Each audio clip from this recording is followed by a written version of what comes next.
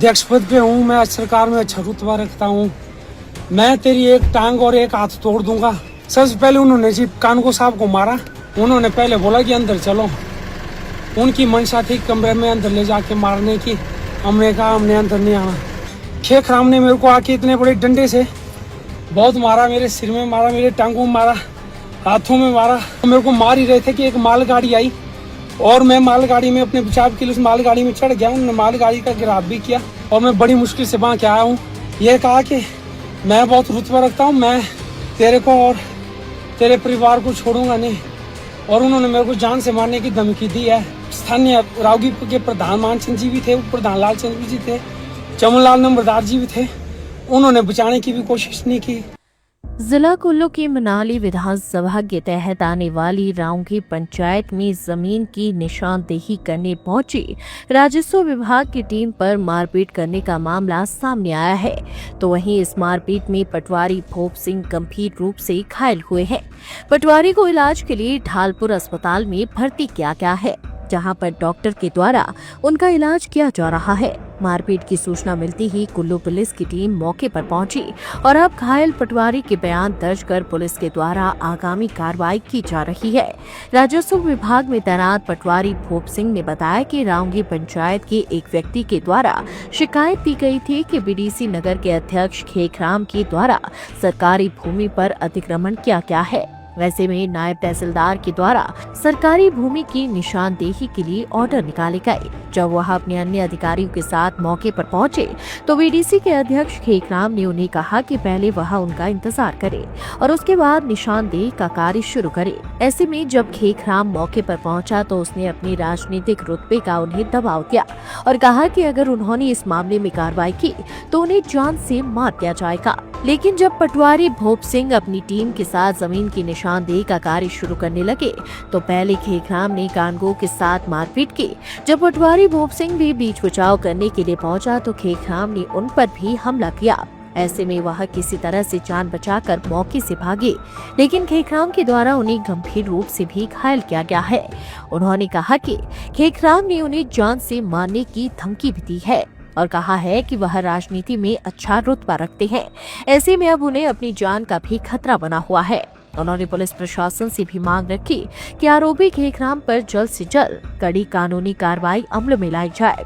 BDC के अध्यक्ष नगर block के ना जी, हाँ जी, उनके शिकायत किया था। हाँ जी, रावगी पंचायत वालों के स्थानीय वासी द्वारा शिकायत किया था कि उनका बहुत नाजायज कब्जा किया हुआ है जी।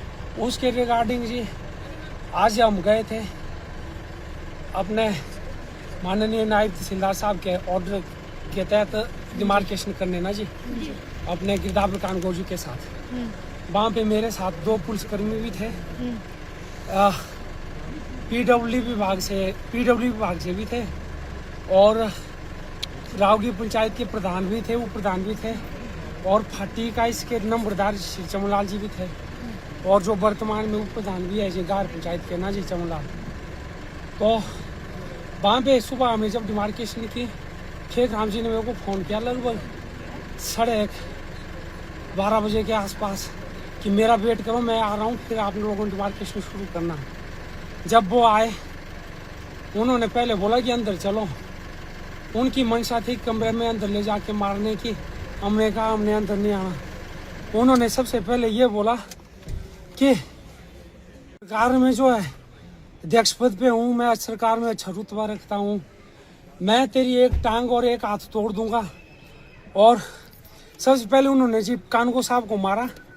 वहाँ पे सीसीटीवी भी लगा, वो सीसीटीवी फुटेज भी देख सकते हैं आप। उन्होंने सबसे पहले कानगो साहब को मारा, कानगो साहब का चश्मा गिर गया। फिर मैं चश्मा उठाने के लिए जब नीचे उतरा तो खेखराम के साथ उनके भाई निरतराम, शोक, उनके बहन का पति भी थे जी और उनके बहन का बेटा भी था। खेखराम ने मेरे को आके इतने बड़े डंडे से बहुत मारा, मेरे सिर में मारा, मेरे टांगों में मारा, हाथों में मारा, इधर मारा।